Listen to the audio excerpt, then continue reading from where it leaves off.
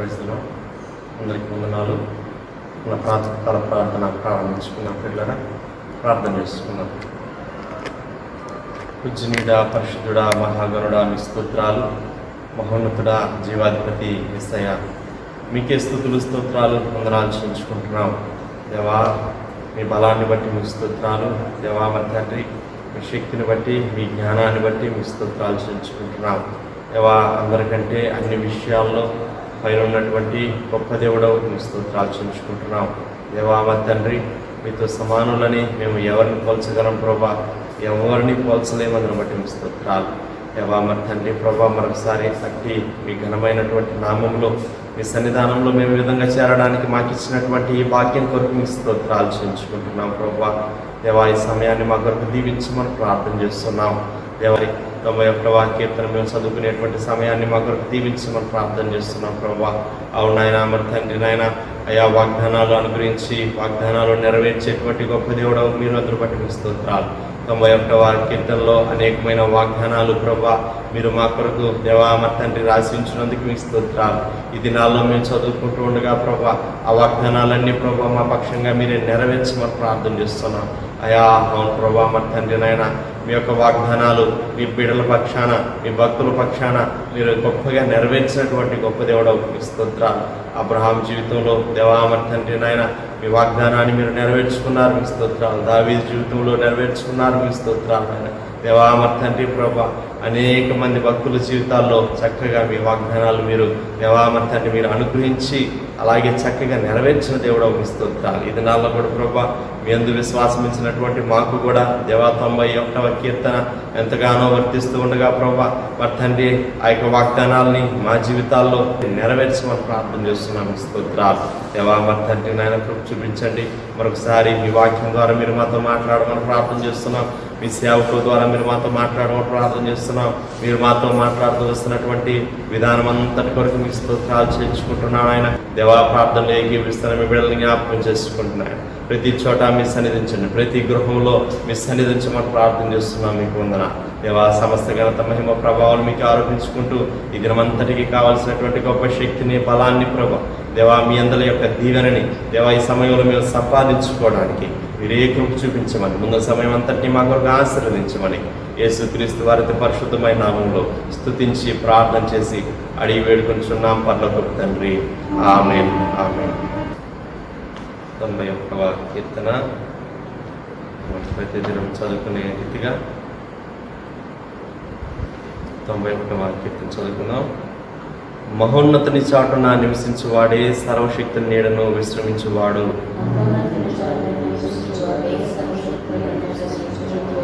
ఆయనే నాకు ఆశ్రయము, నా కోట, నేను నమ్ముకును నా దేవుడని నేను యెహోవాను గూర్చి చెప్పుచున్నాను.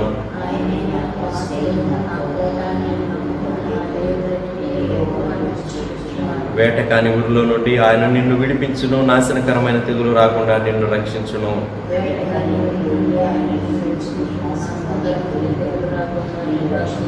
ఆయన తన రెక్కలతో నిన్ను కప్పును, ఆయన రెక్కల క్రింద నీకు ఆశ్రయం కలుగును. ఆయన సత్యము కీడమును డాలునై ఉన్నది.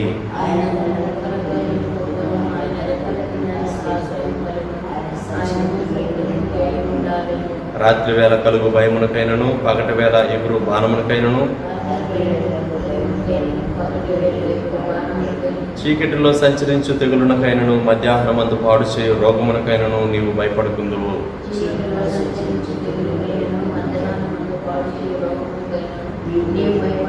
నీ ప్రక్కన 1000 మంది పడినను, నీ కుడి పక్కన 10,000 మంది కూలినను అపాయం నీ యొద్దకు రాదు.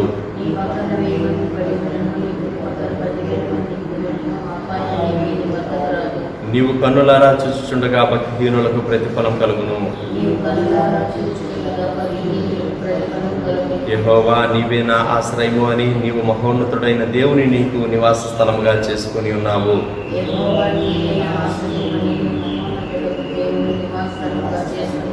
నీకు అపాయమేమీ రాదు, ఏ తెగులును నీ గుడారము సమీపించదు. నీ మార్గములన్నింటిలో నిన్ను కాపాడుటకు ఆయన నిన్ను గూర్చి తన దూతలకు ఆజ్ఞాపించును. నీ పాదములకు రాయి తగలకుండా వారు నిన్ను తమ చేతుల మీద ఎత్తి పట్టుకుందరు. నీవు సింహములను నాగుపాములను త్రొక్కెదవు, పదము సింహములను భుజంగములను అనగద్రొక్కెదవు.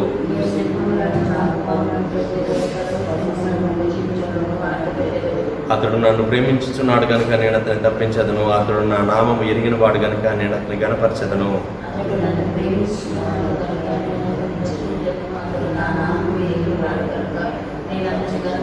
అతడు నాకు మొర్రపెట్టగా నేను అతనికి ఉత్తరం ఇచ్చేదను. శ్రమలో నేను అతనికి తోడై ఉండేదను. అతను విడిపించి అతన్ని గొప్ప చేసేదను.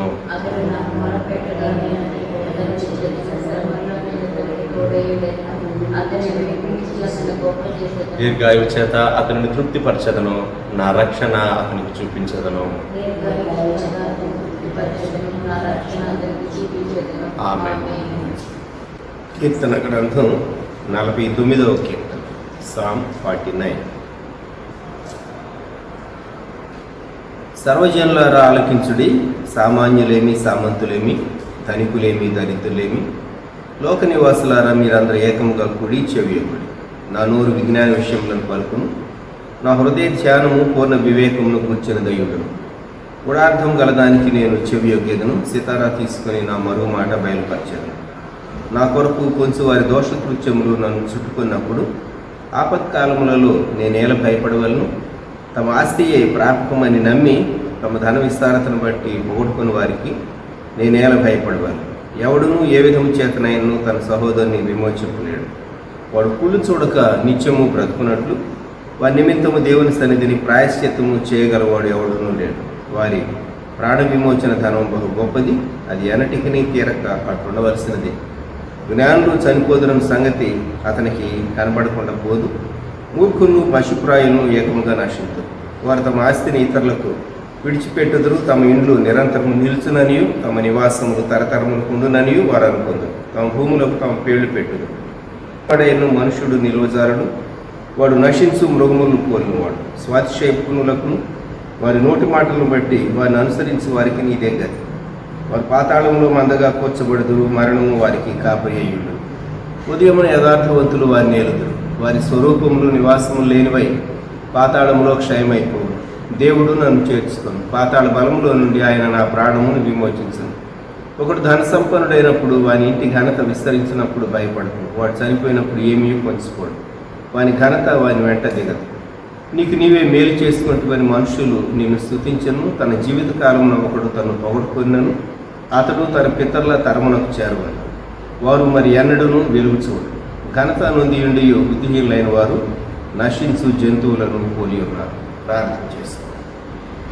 ప్రేమగల మా తండ్రి, పరిశుద్ధ దేవ, గొప్ప రక్షక, మహోన్నతుడ, మీకు వందనములు, స్తోత్రములు, స్తుతులు.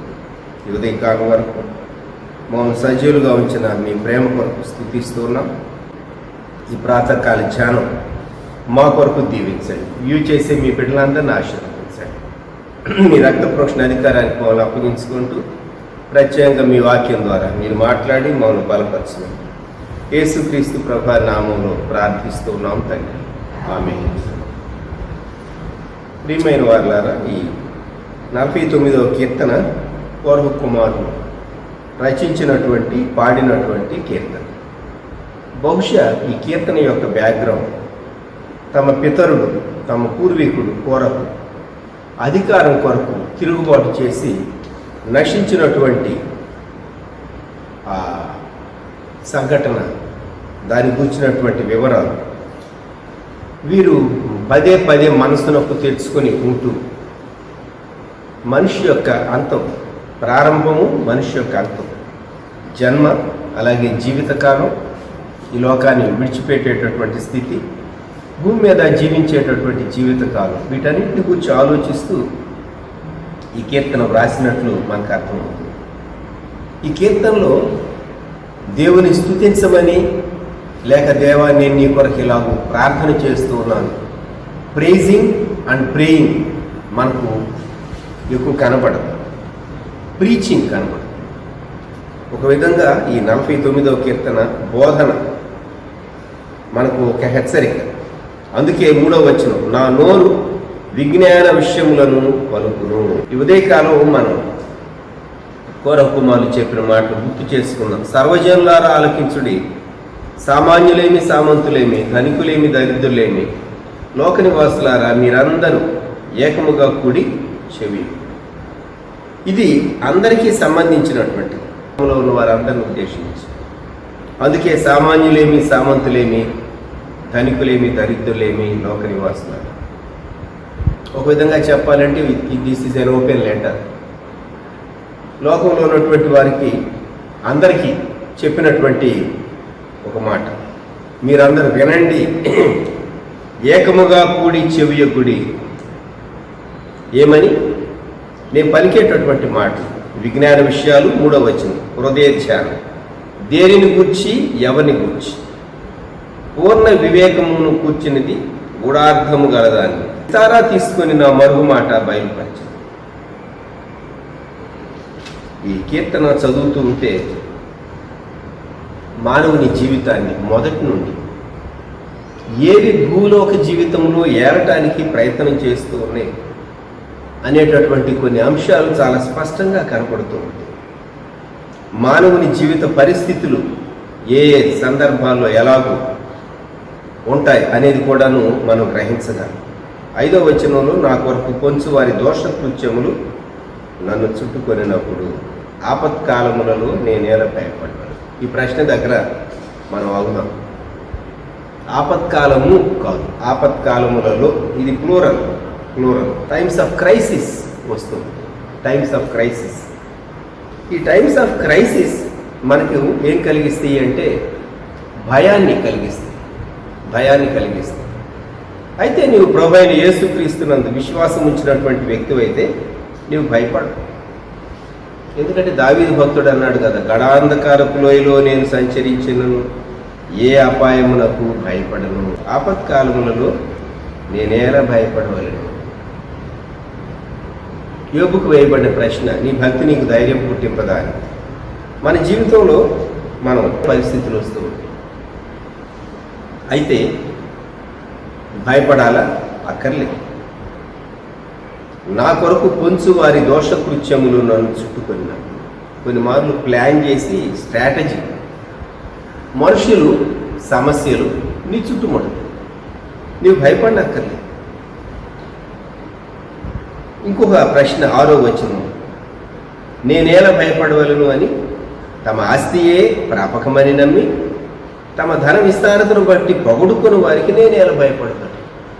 మనుషులు వారికి కలిగినటువంటి సంపదను బట్టి సంపద తమను కాపాడుతుంది, సంపదే తాము ఆశ్చర్యించదగింది, భూమి మీద సంపద ఆస్తి ఉంటే చాలు కొందరు అనుకుంటారు, కరెన్సీ ఉంటే చాలు కొందరు, గోల్డ్ అండ్ జ్యువెలరీ లేకుంటే lands and buildings, bank balance, అది ఇది ఉంటే చాలు అనుకుంటూ ఉంటారు. అంతేకాదు వారు తమ కలిగిన దాన్ని బట్టి అతిశయపడుతూ ఉంటారు, పొగడుకుంటూ ఉంటారు. ఇతరులు పొగడుతూ ఉంటారు, వారు తమను తాము పొగడుకుంటూ ఉంటారు. కొంతమంది ఈ ఏరియాలో నాకంటే ధనికుడు ఉన్నాడా, ఈ ప్రాంతాల్లో నాకంటే పేరు మోసినటువంటి వ్యక్తి ఉన్నాడా.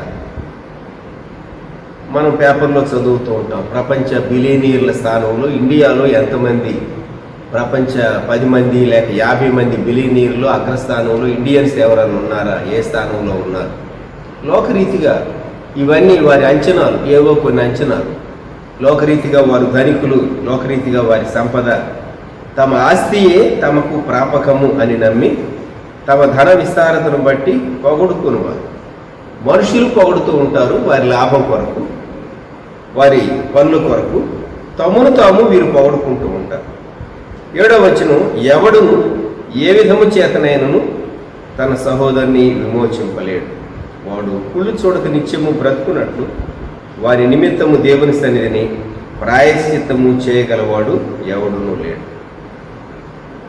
క్రింద వచ్చింది, వారి ప్రాణ విమోచన ధనము బహు గొప్పది. వచ్చి వివరంగా చివరిలో మనం జ్ఞాపకం చేస్తాం. ఎవరైనా విమోచింపబడాలి అంటే, నిత్యము బ్రతకాలి అంటే, స్నేహితులు లేక బంధువులు ఎవరైనా ఎంత మటుకు ప్రాయశ్చిత్తం నీ కొరకు చేయగలరు అనేటటువంటి అంశాన్ని గురించి చివరిలో మనం జ్ఞాపకం చేసుకుంటాం. ఇక్కడ 9వ వచనంలో పూర్వ కుమారులు అంటూ ఉన్నారు, వారి ప్రాణ విమోచన ధనము బహు గొప్పది, అది ఎన్నటికి తీరక అట్లు ఉండవలసినదే. గొప్ప స్టేట్మెంట్. 10వ వచనం, జ్ఞానులు చనిపోదురను సంగతి అతనికి కనబడకుండా పోదు, మూర్ఖులను పశుప్రాయులను ఏకముగా నశిస్తారు. లోకంలో జ్ఞానులు మరణిస్తారు, జ్ఞానం లేని వారు మరణిస్తారు. గమనించండి, జ్ఞానం కలిగినటువంటి వారు తమ ఆపద కాలంలో తాము దేన్ని ఆశ్రయించారో వాటన్నిటిని అన్ని సోర్సెస్ ట్యాప్ చేసి చూస్తారు. మీరు చాలాసార్లు ఫ్రెంచి తత్వవేత్త వాల్టేర్ అనేటటువంటి వ్యక్తిని గురించి మీరు విని ఉంటారు. అతడు తన చివరి సమయాల్లో డాక్టర్లతో అన్నాడట, నాకున్న ఆస్తిలో సగం ఇచ్చేస్తాను, నా ఆయుష్కాలాన్ని 6 మాసాలు పొడిగించగలరా. చాలా సంపాదించాడు. అతడు నాస్తికుడు, దేవుడు లేడన్న వ్యక్తి. చివరి సమయంలో తాను సంపాదించినటువంటి డబ్బు తన జీవితాన్ని పొడిగించగలదా అని తాను చాలా ఆశపడ్డాడు. కానీ అలా జరగలేదు. తమ ఆస్తియే తమకు ప్రాపకమని మనుషులు చాలా మార్లు అనుకుంటూ ఉంటారు. 6వ వచనం, తమ ఆస్తియే ప్రాపకము. మనిషికి ధనం కావాలి, లేక సంపద ఉండటం తప్పు కాదు. అయితే నీ సంపద అది నీ కొరకు, నీ కుటుంబం కొరకు, లేక అది మానవజాతి అంతటి కొరకు అనేటటువంటి భావం, ఆ ఎన్లైటన్మెంట్ ఎంతమంది కలిగి ఉంటూ ఉన్నారు? ఎంతమంది కలిగి ఉంటూ ఉన్నారు? చాలా మార్లు చాలామంది తమ జీవితాల్లో సంపద కూర్చుకుని ఒక దశ వచ్చినప్పుడు, ఒక క్రైసిస్ వారు ఎదుర్కొన్న తర్వాత వారు కూర్చుకున్నటువంటి సంపద వారు ఇతరుల కొరకు కూడా వాడవలసిన బద్ధులుగా ఉంటూ ఉన్నారని అర్థమై ప్రపంచ ధనవంతుల్లో లెక్కింపబడినటువంటి వారు ప్రపంచమంతట్లో వైద్య సాంఘిక కార్యక్రమాల కొరకు తమ ధనాన్ని డొనేట్ చేసిన వారు, ఫండ్ క్రియేట్ చేసినటువంటి వారు కూడా జ్ఞాపకం పెట్టుకోండి. కొన్ని ఫౌండేషన్స్ లేక ప్రపంచవ్యాప్తంగా ప్రతి సంవత్సరం అందించబడేటటువంటి కొన్ని ప్రైజెస్, ఉదాహరణకు నోబెల్ ప్రైజ్, అటువంటి మనిషి తాను తన జీవిత కాలంలో సంపాదించాలి. ఎవరి కొరకు సంపాదిస్తున్నావు? ఎందుకు సంపాదిస్తూ ఉన్నావు? నీకు దీన్ని తీసుకుని వెళ్తావా? 11వ వచనం, వారు తమ ఆస్తిని ఇతరులకు విడిచిపెట్టుదురు, తమ ఇండ్లు నిరంతరము నిలుచుననియు తమ నివాసములు తరతరములకు ఉండుననియు వారు అనుకుందురు, తమ భూములకు తమ పేర్లు పెట్టు. మనుషులు బిల్డింగులకు లేక పట్టణాలకు, ప్రాంతాలకు వారి పేర్లు పెట్టబడవచ్చు. కానీ ఒకనాడు విడిచిపెట్టాలి. విడిచిపెట్టి వెళ్ళేటప్పుడు ఏం జరుగుతుంది? మనిషి ఎంత కష్టపడి సంపాదిస్తాడో విడిచిపెట్టి వెళ్ళవలసి వచ్చినప్పుడు అంత వ్యసన పడతాడు. తన కొరకే సంపాదించుకుంటాడు. తమ భూములకు తమ పేర్లు పెట్టు. ఈ మాట చదివితే ఆదికాండంలో తమ ఇళ్లకు, తమ భూములకు, లేక తమ పట్టణాలకు తమ పేర్లు పెట్టుకోవటం అనేది ఆదికాండంలోనే 4వ అధ్యాయంలో కనబడుతూ ఉంటుంది. ఆదికాండం 4వ అధ్యాయం 17వ వచనం, కయ్యను తన భార్యను కూడినప్పుడు ఆమె గర్భవతి హనోకును కన్ను. అప్పుడు అతడు ఒక ఊరు కట్టించి ఆ ఊరికి తన కుమారుని పేరును బట్టి హనోకు అని పేరు పెట్టాడు. దేవునితో నడిచిన హనోకు కాదు ఈ హనోకు. ఇతడు కయ్యను యొక్క కుమారుడు. ఇతని పేరుతో ఒక ఊరే కట్టబడింది. కానీ దేవునికి ఇతని వల్ల ఏం ప్రయోజనం కలిగింది? ఏం కలగలేదు. మనుషులు తమ పేరు తమ గృహాలకు, నివాసాలకు, ప్రాంతాలకు, నగరులకు, పట్టణాలకు పెట్టవచ్చు. అయితే ఒకనాడు విడిచిపెట్టాలి. 12వ వచనం, ఘనత వహించిన వాడైనను మనుషుడు నిలువజాలడు, వాడు నశించు మృగములను పోలినవాడు, స్వాతిశయ పూర్ణులకును వారి నోటి మాటను బట్టి వారిని అనుసరించు వారికి ఇదే గతి. స్వ అతిశయం. ఒక వ్యక్తి తనను బట్టి తాను అతిశయిస్తాడు. వారి నోటి మాటను బట్టి వారిని అనుసరించువారు. ఎప్పుడైతే ఒక వ్యక్తి లోకంలో చాలా హై పొజిషన్కి ఎలివేట్ అవుతాడో, అధికారంలో కానీ సంపదలో కానీ, వారికి చాలా గొప్ప ఫాలోయింగ్ ఉంటుంది. ఫేట్, వారి అంతం ఇక్కడ చాలా క్లియర్గా కౌరవ కుమారులు చెప్తూ ఉన్నారు. నీ సంపద ఒక విధంగా 4 రీతులుగా మనం వర్గీకరించవచ్చు. నీకు కలిగినటువంటి భూ సంబంధమైనటువంటి సంపద, అవి ధనము, వస్తువులు, భవనాలు, వాహనాలు, బంగారం, అవి ఇవి, అది ఒక సంపద. రెండో విధాలైనటువంటి సంపద నీవు చేసేటటువంటి కార్యాలు, సత్కార్యాలు, మంచి పనులు, పేదల కొరకు, ఇతరుల కొరకు, అక్కర్లో ఉన్నవారికి, కొదువులో ఉన్నవారికి నీవు చేస్తావే సహాయం, మేలు, అది పుచ్చుకోవటం ఒక విధంగా. ఈ లోకం కొరకు కాదు. విశ్వాసి దేవుని కొరకు చేసేటటువంటి కార్యాలు, దేవుని కొరకు ఖర్చు పెట్టేటటువంటి డబ్బు, దేవుని కొరకు. అందుకే భక్తుడు ఏమని రాశాడంటే పాటలో, మాకై వాడుకొనుడి రోకల్ వ్యర్థం బగును, నీకై అప్పుగా నిచ్చు నిఖిల వస్తువులు, శ్రీకరంబగు నిత్య శ్రేష్ఠ ధననిధి అయి పై లోకంబు నందుండు లోపంబు లేక, స్తుతియు మహిమయు నీకే క్షితికిన్ దివికిన్ నీతి వితతికిన్ కర్తవై వెలయు మా దేవాని భక్తుడు ముంగూరు దేవదాసయ్య గారు పాటలో రాశారు. మాకై వాడుకొనిడి రోకల్ వ్యర్థం బగును. మేము మా కోసం ఎంతన్నా తినవచ్చు, ఎంతన్నా ఖర్చు పెట్టుకోవచ్చు, దానివల్ల ప్రయోజనం చాలా పరిమితం. దేవుని కొరకు నీవు చేసేది, దేవుని కొరకు నీవు ఇచ్చేది, నీ ధనము, నీ శక్తి, నీ సమయం, నీ బలము, అది దేవుడు ఎంచుతాడు. ఇది రెండవ విధమైనటువంటి ఆస్తి. మూడవది జ్ఞానబలం, జ్ఞాన సంపద, చాలా నాలెడ్జ్. ప్రపంచంలో ఏ దేశము, ఏ భౌగోళిక స్థితి, ఏ భాష, ఏ కల్చర్, ఏ పరిస్థితులు, రాజకీయ విషయాలు, కొంతమంది full of GK, general knowledge ఎలా ఉంటుందంటే గూగుల్లో సెర్చ్ చేస్తే ఒక దేశం యొక్క డేటా అంతా అరచేతిలోకి నీకు వచ్చినట్లుగా అంత జ్ఞానం ఉంటుంది, జ్ఞాన సంపద ఉంటుంది.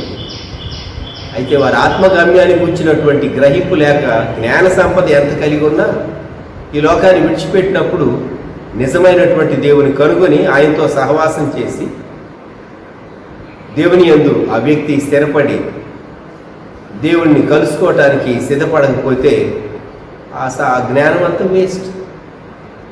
భూమి మీద ఎక్కడ, ఏ దేశం, ఎంతమంది జనాభా, వారి అలవాట్లు ఏంటి, ఆచారాలు ఏంటి, వారిని ఎవరు పరిపాలిస్తూ ఉన్నారు, ఆ దేశ చరిత్ర ఏంటి, ఆ దేశంలో ప్రవహించే నదులు ఏంటి, ఆ దేశం యొక్క పంటలు ఏంటి, ఆ దేశం యొక్క స్థితిగతులు ఏంటి, పర్ క్యాపిటల్ ఇన్కమ్ ఎంత, జీడిపి ఎంత, అది ఇది అన్నీ వచ్చు నీకు. మరి నీవెక్కడ ఉండబోతున్నావు ఈ లోకాన్ని విడిచిపెట్టినప్పుడు? నీ ఆత్మ యొక్క గమ్యం ఎక్కడ అని మనిషి దాన్ని గురించి ఆలోచించుకోకపోతే అది ఎంత విచారకరమండి. భూమిని గురించి అంతా తెలుసుకున్నావు, లేక కొంత తెలుసుకున్నావు, నీ బ్రెయిన్ ఎంత మటుకు గ్రహించగలదో, నీ సమయం ఎంత మటుకు నువ్వు వాడగలిగేవో లోకమంతా గ్యాదర్ చేసుకున్నావు. Full of knowledge, full of worldly knowledge, విస్తారమైనటువంటి లోక విషయాల గురించినటువంటి పరిజ్ఞానం సంపాదించుకున్నావు. అది కూడా ఒక విధంగా ఆస్తి లాంటిది, కానీ అది కూడా విడిచిపెట్టాలి. అయితే నాలుగవది ఉన్నదే నీవు ఏమై ఉన్నావు, నీ వ్యక్తిత్వం, నీ భక్తి, నీ అంతరంగ జీవితం, నీ యథార్థత, నీ క్యారెక్టర్, ఇది కూడా సంపద. కొంతమంది ఒక చక్కని లేక కొన్ని చక్కని నియమాలు వారి జీవితంలో ఏర్పరచుకుంటారు, వాటి కొరకే జీవిస్తారు, వాటి కొరకే బ్రతుకుతారు. అందుకే కదా యోగు యథార్థవర్తనుడు, నీతిమంతుడు, చెడును విసర్జించినటువంటి వాడు, దేవునికి భయపడేటటువంటి వాడని తన గురించి దేవుడు వ్రాయించాడు. అతడు పరీక్షింపబడినప్పుడు కూడా ఆ విలువల కొరకే నిలవబడ్డాడు. So what he stood for. 4 విధాలైనటువంటి సంపద. భూలోకంలో మనుషులు తమకున్నటువంటి వస్తు సంబంధమైన భౌతికపరమైనటువంటి సంపదను గురించి చాలా అతిశయపడతారు. సంపదను పెంచుకోవటానికి ఎంత తాపత్రయపడతారో. స్టాక్ మార్కెట్లో ఇన్వెస్ట్ చేసే వాళ్ళని చూడండి, వాళ్ళకి బీపీ హెచ్చుతూ ఉంటుంది, తగ్గుతూ ఉంటుంది, ఆందోళనకు గురవుతూ ఉంటారు. వాళ్ళు ఇన్వెస్ట్ చేసిన స్టాక్స్ రైజ్ అయితే వాళ్ళ ఆనందానికి అవధులు ఉండవు. అదే స్టాక్ మార్కెట్ కొలాప్స్ అయిందంటే వీళ్ళు కూడా కొలాప్స్ అవుతూ ఉంటారు కొంతమంది. ఎంత విచారకరం అండి, ఎంత విచారకరం. చాలా చాలా దృష్టి పెడుతూ ఉంటారు, చాలా దృష్టి పెడుతూ ఉంటారు. 14వ వచనం 49వ కీర్తన, వారు పాతాళములో మందగా కూర్చబడుదురు, మరణము వారికి కాపురి అయ్యుడు. ఉదయం యథార్థవంతులు వారి నేలుదురు, వారి స్వరూపంలో నివాసం లేనివై పాతాళంలో క్షయమైపో. ఈ ఉదయకాలం కీర్తనకాడు మనకు జ్ఞాపకం చేసేటటువంటి మాట, లేక కోరహ కుమారులు మనకి ఇచ్చేటటువంటి హెచ్చరిక. దేవుణ్ణి కలిగి ఉండకుండా పాతాళానికి ఒక వ్యక్తి వెళ్ళిపోతే ఏమి లాభం? పాతాళంలో మందలాగా కూర్చబడతారట. భూలోకంలో చాలా పెద్ద స్టేటస్లో ఉన్నాడు అనుకోండి ఒక వ్యక్తి, ఈ లోకాన్ని విడిచిపెట్టాడు, పాతాళానికి వెళ్ళాడు. అతని ఆత్మ ఇంకొక సామాన్యుని ఆత్మ ఒకే స్థలంలో ఉండవలసి వచ్చింది. నేను భూలోకంలో నా స్టేటస్ అది అంటే కుదురుతుందండి? చెల్లుతుందా? పాతాళంలో స్టేటస్ చూపించగలవా నీవు? నీ స్టేటస్ నీతో వస్తుందా? నీ సంపద నీతో వస్తుందా? నీ పేరు నీతో వస్తుందా? పాతాళములో వారు మందగా కూర్చబడదు, మరణము వారికి కాపురి అయ్యి. ఎంత భయంకరమైనటువంటి విషయం. వారి స్వరూపములు నివాసము లేనివై పాతాళములో క్షయమైపో. అయితే భక్తుడు ఏమంటున్నాడంటే, దేవుడు నన్ను చేర్చుకొని పాతాళ బలములో నుండి ఆయన నా ప్రాణముని విమోచించాడు. వ్యక్తి విశ్వాసి ప్రభు అయిన యేసుక్రీస్తునందు నమ్మకం ఉంచినటువంటి వ్యక్తి ఈ మాట చెప్పగలడు. దేవుడు ఆయన పాతాళ వశువు నుండి నన్ను తప్పిస్తాడు, నేను పాతాళానికి వెళ్ళను, నేను ప్రభు సన్నిధికి వెళ్తాను. ఇది గొప్ప మాట, గొప్ప నిరీక్షణ. 15వ వచనం తర్వాత సెల అని ఉంది. అంటే అప్పటి వరకు పాడినటువంటి మ్యూజిక్ ఆపి మళ్ళీ ఇంకొక స్థాయిలో పాటను ఎత్తుకుంటారు. 16వ వచనం, ఒకడు ధన సంపన్నుడైనప్పుడు వారి ఇంటి ఘనత విస్తరించినప్పుడు భయపడుకుము, వాడు చనిపోయినప్పుడు ఏమీ కొంచుకోడు, వారి ఘనత వాని వెంట దిగదు. ఒకరు కొన్నిసార్లు భూమి మీద బాగా విస్తరిస్తూ ఉంటారు, సంపాదించుకుంటూ ఉంటారు. వారి శక్తి యుక్తులన్నీ కేంద్రీకరించి మనుషులు త్వరగా ధనికులు కావాలని యుక్తి వాడుతూ ఉంటారు. ఇంకా కొందరు మోసం వాడుతూ ఉంటారు, ఇంకా కొందరు అక్రమంగా సంపాదించుకుంటూ ఉంటారు. అయితే కోరహ కుమారులు మనకు చెప్పేటటువంటి మాట, భయపడదు. ఎందుకు? వాళ్ళు వెళ్ళేటప్పుడు ఏమి తీసుకెళ్ళరుగా, ఏమి తీసుకెళ్ళరుగా. మనిషికి దొరికేది సమా తోటలో 6 అడుగుల స్థలమే. కొంతమందికి అది కూడా దొరకకపోవచ్చు, సరైన రీతిగా సమాధి చేయబడదు. మనిషి ఏం తీసుకెళ్తాడు? అయితే చాలా మార్లు ధనం పైన, ఘనత పైన మనుష్యులు చాలా దృష్టి పెడతారు. నన్ను సరిగా ఆనర్ చేయలేదు, నన్ను గౌరవించలేదు అని చెప్పి మనుషులు చాలా మార్లు ఇతర మనుషుల పైన ఆగ్రహిస్తూ ఉంటారు. నాకు ఇవ్వాల్సినటువంటి గుర్తింపు ఇవ్వలేదు. మనుషులు ఇచ్చే గుర్తింపు అది పరిమితం. ఎటర్నిటీలో దేవుడు ఇస్తాడు గుర్తింపు. నీవు నిత్యత్వంలో ప్రభుతో ఉంటావు, యేసుక్రీస్తు ప్రభు బిడ్డవై. నీకు ఇచ్చేటటువంటి గుర్తింపు ధనికుడు లాజరును గుర్చినటువంటి అది ఉపమానం కాదు, యేసుక్రీస్తు ప్రభు వారు చెప్పినటువంటి యథార్థ గాథ. ధనికునికి భూమి మీద చాలా గుర్తింపు ఉంది. అతను చేసే దాన ధర్మాలను బట్టి, అతని వస్త్రధారణను బట్టి, అతని యొక్క నివాసాన్ని బట్టి, అతనికి ఉన్నటువంటి అనేకమైన వాటిని బట్టి. లాజరు అతని ఎంట వాకిట పడి ఉండి ఆ బల మీద ఉండేటటువంటి రొట్టె ముక్కలతో ఆకలి తీర్చుకునేటటువంటి వాడట. అంత మటుకు చెప్పుకోవచ్చు. ఎందుకంటే నా కన్నుల ఎదుట అటువంటి వ్యక్తి కనపడకూడదు, నాకు అసహ్యం, నా మనసు వికలమైపోతుంది, అతను నా గుమ్మం దగ్గర, నా గేటు బయట అతను ఉండకూడదు, అతన్ని పంపించి వేయండి అని అనలేదు. ధనికంలో ఉన్నటువంటి కొన్ని మంచి పాయింట్స్. కానీ అంతేకాదు, ఆ పేదవాని ముఖ కవళికలు కూడా గుర్తుపెట్టుకున్నాడు. అతని పేరు కూడా గుర్తుపెట్టుకున్నాడు. అతని పేరు లాజరు అని ఈయన గుర్తుపట్టగలిగాడు. ఎందుకంటే యేసుక్రీస్తు ప్రభు సిలువలో మరణించి చెరను చెరగా పట్టుకొని ఒక మునుపు పాతాళము పరదైసు ప్రక్కన ఉండేవి, భూమికి క్రింది భాగాలు. పాతాళములో ఉన్నటువంటి ధనికుడు ఆ ప్రక్కనే ఇంకొక స్పియర్, పరదైసులో ఉన్నటువంటి లాజరు తనకు కనబడుతున్నాడు, అబ్రహాము తనకు కనబడుతున్నాడు. కేక వేసాడు, తండ్రివైన అబ్రహామా లాజరును పంపించాడు. అయితే అబ్రహాం చెప్పాడు, అక్కడి వారు ఇక్కడికి, ఇక్కడ వారు అక్కడికి దాటటానికి వీల్లేదు. యేసుక్రీస్తు ప్రభు ఆరోహణ అయినప్పుడు చెరను చెరగా పట్టుకొని పోయాడు కనుక పరదేశు భూమి క్రింది భాగంలో లేదు, ఇప్పుడు అది భూమి పై భాగాల్లో. ధనికుడు చాలా ధనికుని గురించి మనం అంతా నెగిటివ్గా అనుకుంటాం, కానీ కొన్ని మంచి పాయింట్స్ ఉన్నాయి ధనికుని గురించి. అతడు బహుదినము ప్రతిదినం బహుగా సుఖపడేవాడను, అంటే తన సెల్ఫ్ చాలా బాగా మెయింటైన్ చేసుకున్నాడు. అంతో ఎంతో తాను కొన్ని విషయాలు మంచివాడిగానే కనబడుతున్నాడు, కానీ అతని మంచితనం పరలోకానికి తీసుకుని వెళ్ళలేదు. లాజర్ పేరు తన జ్ఞాపకం పెట్టుకోవడానికి అవసరం ఏంటి?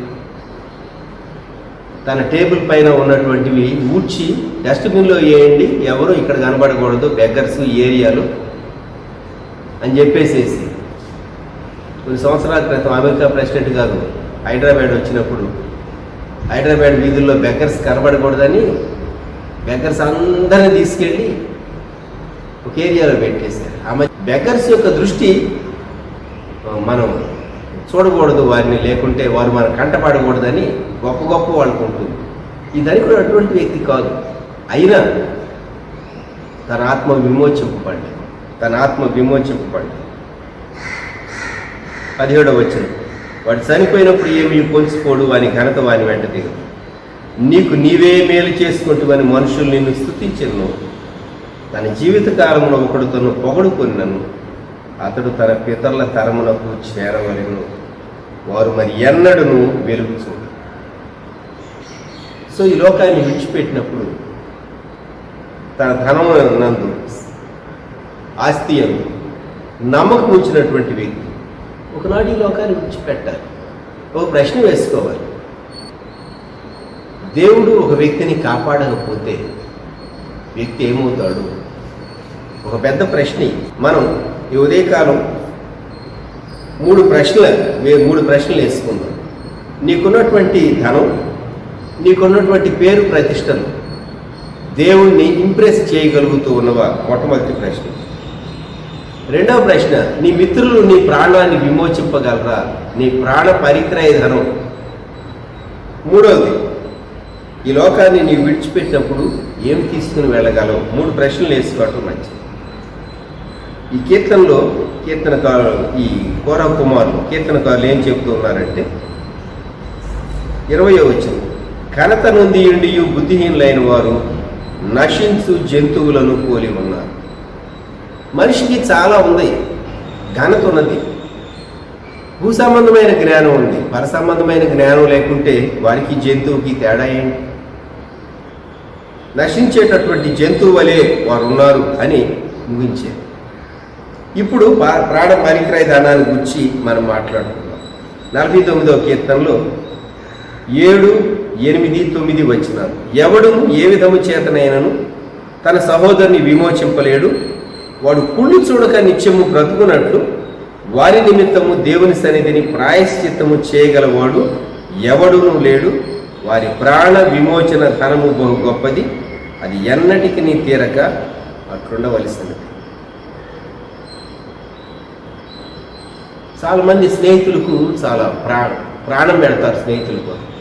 స్నేహితులు మనం ఉద్ధరించగలరు అనుకుంటారు. నీ స్నేహితులు కావచ్చు, నీ రక్త సంబంధికులు కావచ్చు, ఎవరైనా నిన్ను రిడీమ్ చేయగలరా? పాతాళ వశంలో నుండి నిన్ను తప్పించగలరా? దేవుని న్యాయ తీర్పును గురించి నిన్ను తప్పించగలరా? నీ ఆత్మ నరకాగ్నిలోనికి వెళ్లకుండా నిన్ను విమోచింపగలరా?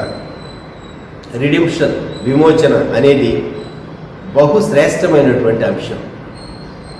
ఇది ఏదెను తోటలో ప్రారంభమైంది, యేసుక్రీస్తు ప్రభు వారి సిలువలో పరిపూర్ణమైంది.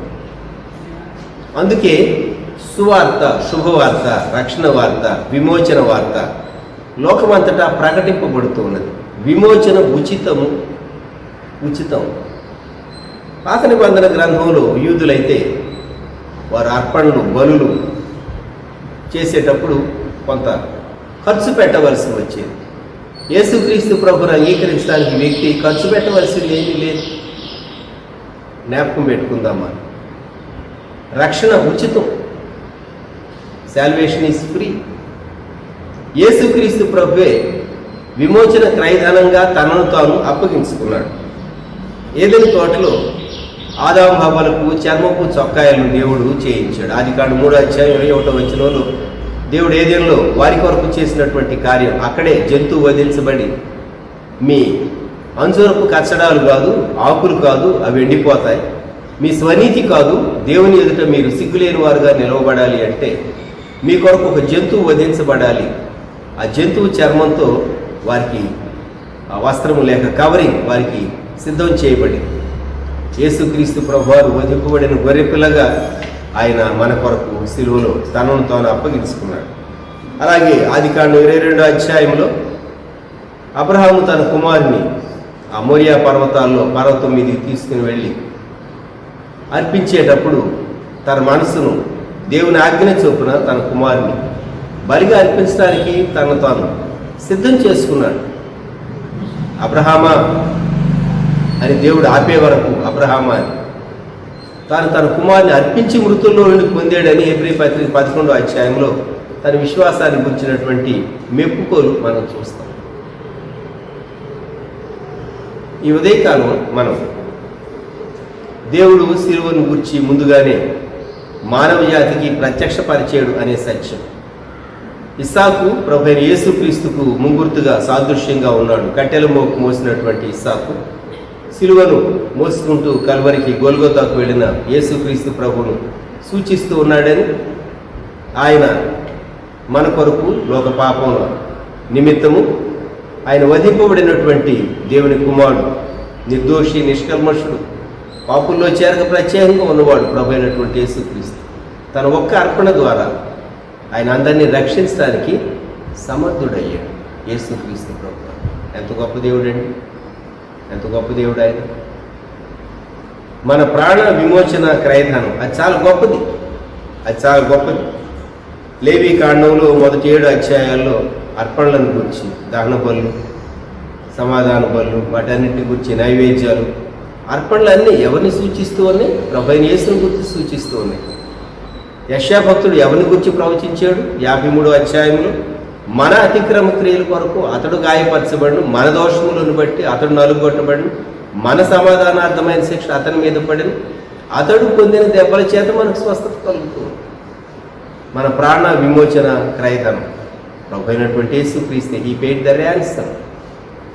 మనల్ని విమోచించడానికి ఆయన సిలువలో వేల చెల్లించాడు. దానికి ఎవరు ఇంత కాస్ట్ అని ఎవరు చెప్పగలరు? వారి ప్రాణ విమోచన ధనము బహు గొప్పది, అది ఎన్నటికీ తీరక అట్లుండవలసింది. అందుకే నిశ్చయత్వంలో ప్రవేశించినప్పుడు, ప్రభు సన్నిధికి వెళ్ళినప్పుడు ప్రభువును సంఘం విశ్వాసి స్తుతిస్తూ ఆరాధిస్తూ ప్రభువుని కనపరుస్తారు. నా రక్షకుడు దేవా, నా రాజు నీవే, నీవే. భూమి మీద సంఘంగా మనం చేరినప్పుడు ప్రభు సన్నిధానంలో మనం ప్రభువుని ఆరాధిస్తాం. ఆయన అనుగ్రహించిన రక్షణ కొరకు ఆనందించి ప్రభువుకు స్తుతి చెల్లిస్తాం. కౌరవ కుమారులు రచించినటువంటి ఈ కీర్తనలో మనం ఈ కీర్తనకు ఒక హెడ్డింగ్ పెట్టవలసి వస్తే, ధనము అన్నిటినీ కొనగలదా అని ఒక ప్రశ్న వేయవచ్చు.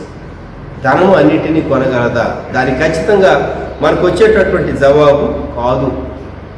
మనం ఒక బెడ్ను కొనుక్కోగలం కానీ నిద్రను కొనుక్కోలేమని లోకంలో సామెత. కాబట్టి ఈ ప్రాణ విమోచన క్రయధనం యేసుక్రీస్తు ప్రభువే మన కొరకు ఆయన సిలువలో చెల్లించాడు. That's real. ప్రాణ విమోచన క్రయధనం. మనం 3 ప్రశ్నలు మళ్ళీ గుర్తు చేసుకుందాం. మనిషి తనకు ఉన్న సంపదను బట్టి, ఘనతను బట్టి అతిశయిస్తాడు. కానీ దేవుడు ఇంప్రెస్ అవుతున్నాడా? Is God impressed with your riches and fame? రెండవ ప్రశ్న, నీ స్నేహితులు నిన్ను విమోచింపగలరా? నీ బంధువులు నిన్ను విమోచింపగలరా? మూడవ ప్రశ్న, ఈ లోకాన్ని విడిచిపెట్టవలసి వస్తే ఆ సమయం వచ్చినప్పుడు నీవు ఏమి తీసుకుని వెళ్తావు? అలెగ్జాండర్ ద గ్రేట్ను గురించి మనం విన్నాం, పలుమార్లు వింటూ ఉంటాం. ఆ సమాధి పెట్టికు పోల్సి పెట్టి అటు ఇటు తన చేతులు బయటకు కనిపించేటట్లు ఖాళీగా ఉన్నటువంటి తన చేతులు. అలెగ్జాండర్ ద గ్రేట్ ఈ లోకంలో చాలా గొప్పగా జీవించాడు. వెళుతూ తానేమీ తీసుకుని వెళ్ళలేదని, లోకమంతా తెలుసుకోవాలని తన శవాన్ని మోసుకుని వెళ్ళేటప్పుడు ఇలా చేయండి తను ఆజ్ఞాపించాడని చరిత్రలో చెప్పబడి. మనిషి ఏం తీసుకెళ్తాడు? 49వ కీర్తన.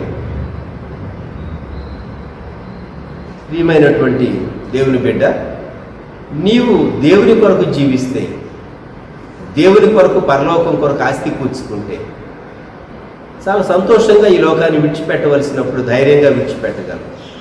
అలా కాకుంటే చాలా వ్యసనంతో విడిచిపెట్టవలసి వస్తుంది.